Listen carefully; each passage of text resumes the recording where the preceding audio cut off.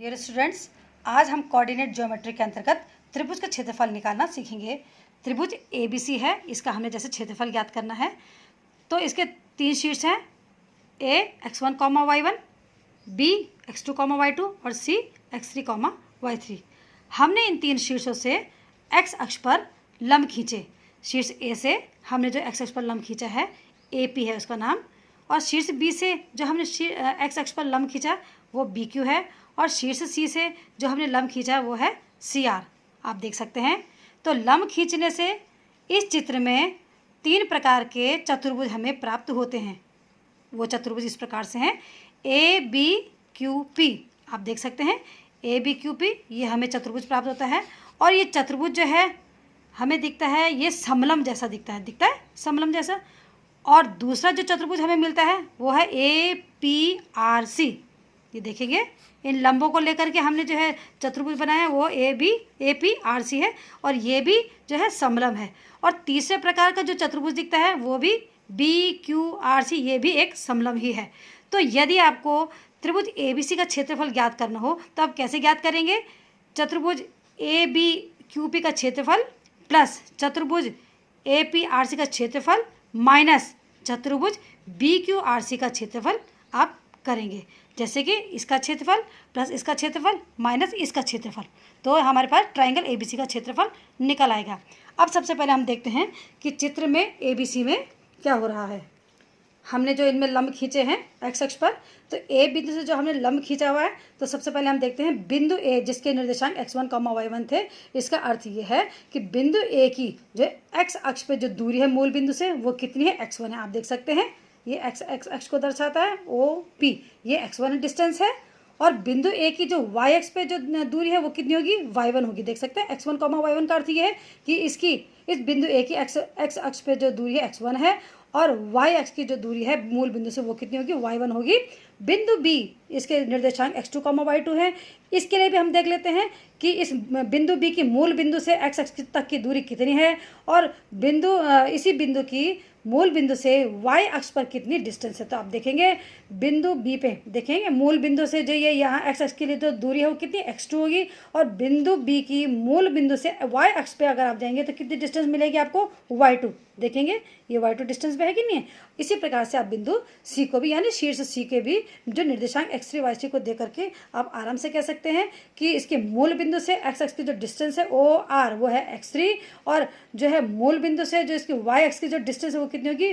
y3 होगी। देखेंगे O से अगर आप ये परपेंडिकुलर ड्रॉ करेंगे बिल्कुल यहाँ पे y अक्ष पर, तो ये मिल जाएगी आपको y3, यानी y3 डिस्टेंस है ये, और ये x3 डिस्टेंस है। आप देखेंगे हम क्या कर रहे हैं। सबसे पहले हम चतुर्भुज यानी कि समलंब ABQP का क्षेत्रफल निकालते हैं। तो हम जानते हैं कि समलंब ABQP का जो एरिया होता है, क्षेत्रफल होता है, उसका फॉर्मूला क्या होता है? समलंब का क्षेत्रफल का फॉर्मूला है हमारे पास 1/2 समांतर भुजाओं का योग इंटू उनके बीच की दूरी। तो देखते हैं इनमें समांतर भुजाएं कौन सी है इस चित्र में ABQP में? ये BQ और AP है। तो इनकी दूरी का इनका जो योग होगा वो क्या होगा? BQ प्लस AP, यानी कि y1 प्लस या y2 प्लस y1। अब इनके बीच की डिस्टेंस क्या है? QP है। इन दोनों समांतर भुजाओं के बीच की दूरी क्या है? QP है। और इसको हम कैसे काउंट करेंगे? x1 माइनस x2 करके। ठीक है, तो QP जो डिस्टेंस निकली वो कितनी निकली? x1 minus x2। इस प्रकार से जो समलंब ABQP का एरिया निकला, क्षेत्रफल निकला, वो कितना निकला? 1/2 y2 plus y1 into x1 minus x2। अब हम समलंब APRC का क्षेत्रफल इसी प्रकार से ज्ञात करते हैं। 2 समांतर भुजाएं कौन सी है इसमें? AP है और CR है। इनका हम क्या करेंगे? योग करेंगे, AP प्लस CR, यानी कि y1 प्लस y3। और इनके बीच की जो डिस्टेंस है वो क्या है? PR है। अब देखते हैं हम PR कैसे करके काउंट करेंगे, कैसे करके गणना करते हैं PR की। देखेंगे मूल बिंदु से लेकर R तक की जो डिस्टेंस है वो कितनी है? x3 है। मूल बिंदु से लेकर P तक की डिस्टेंस है वो कितनी है? x1 है। तो P से लेकर R तक की जो दूरी हुई वो कितनी हुई? x3 minus x1। कितनी हुई?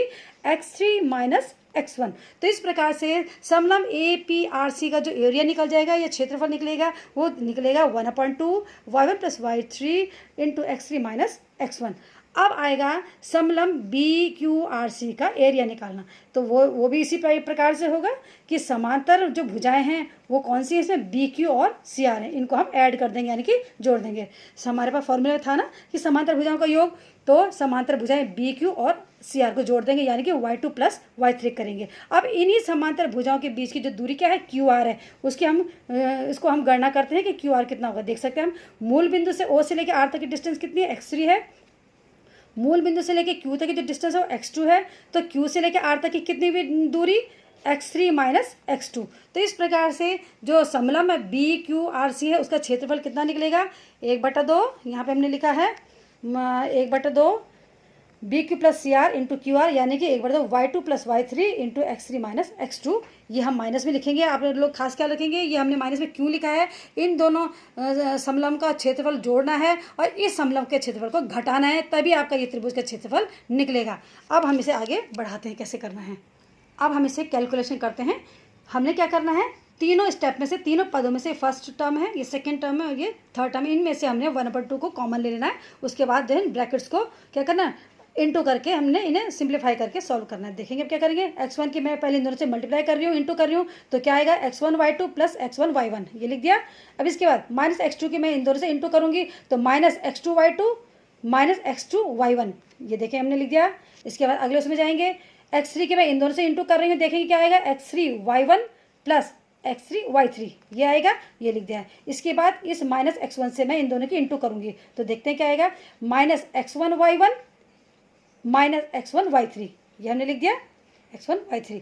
इसके बाद यहाँ पे देखेंगे, इसको आराम से देखेंगे आप, x3 के जब हम y2 से इंटू करेंगे तो क्या आएगा, x3 y2 आएगा, लेकिन माइनस का साइन भी लग जाएगा, ये देखेंगे आगे माइनस का साइन है, तो माइनस x3 y2, ये देख सकते हैं। इसके बाद x3 के हम इस y3 से मल्टीप्लाई करेंगे, इंटू करेंगे और माइनस का साइन भी लगाएंगे, तो माइनस x3 y3, ये लिख देंगे, ये हमने लिख दिया है, माइनस x3 y3 लिख दिया है यहाँ पे। उसके बाद हमने इस माइनस x2 की इंटू करनी है इन दोनों से, तो माइनस x2 की जब y2 से इंटू करेंगे तो क्या आएगा, माइनस x2 y2 आ जाएगा, लेकिन ये वाला माइनस इस माइनस के साइन को प्लस कर देगा, तो हमारे पास आएगा प्लस x2 y2, ये हमने प्लस x2 y2 लिख दिया है।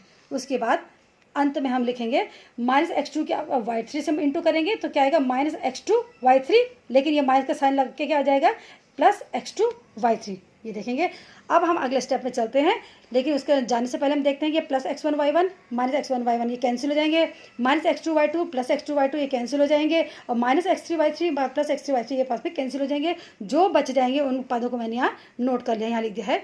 हमारे पास जो रहेगा वो इस प्रकार से x1 y2 minus x2 y1 plus x3 y1 minus x1 y3 plus x3 y2 plus x2 y3। आप देख सकते हैं हमारे पास टोटल टर्म्स हैं 1 2 3 4 5 6। अब इन 6 टर्म्स में हम क्या करेंगे, x1 वालों को एक साथ लिखेंगे, पेयर बना देंगे, x2 वालों का पेयर बनाएंगे और x3 वालों का पेयर बना देंगे। अब देखते हैं x1 वाले कौन से, x1 y2 है, ये राइट का टिक मारा है मैंने। x1 वाला और कौन है, देंगे x1 y3 ये है, ये राइट का टिक लगा दिया है। अब x2 वालों को हम छांट लेते हैं, उनके पेयर बना देते हैं, माइनस x2 y1 ये राउंड का साइन लगाया है। x2 वाला कौन है यहाँ पे, और देखें ये है, इसमें भी राउंड लगा दिया मैंने x2 y3। और अब x3 वाले को ढूंढते हैं, x3 y1 cross x3 y2 cross. देख सकते हैं ये पेयर बनाने के लिए मैंने ये एक दूसरे एक सिंबल एक जैसे बनाए हैं।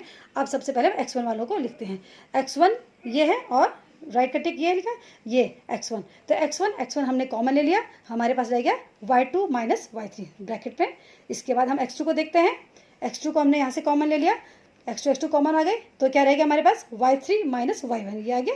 अब इसके बाद x3 को हमने कॉमन ले लिया है, तो क्या आ गया हमारे पास y1 माइनस y2, ये। तो इस प्रकार से हमारे पास जो कि सारे के सारे 6 टर्म्स जो हैं एक साथ हमने ब्रैकेट में ले लिए हैं। और ये जो आता है अंत में, ये जो व्यंजक आ रहा है, एक्सप्रेशन आ रहा है, वो ट्रायंगल यानी त्रिभुज ABC का क्षेत्रफल का व्यंजक है। और जो है इसे आप लोगों ने निर्देशांक ज्यामिति में अच्छी तरह से यूज़ करना है।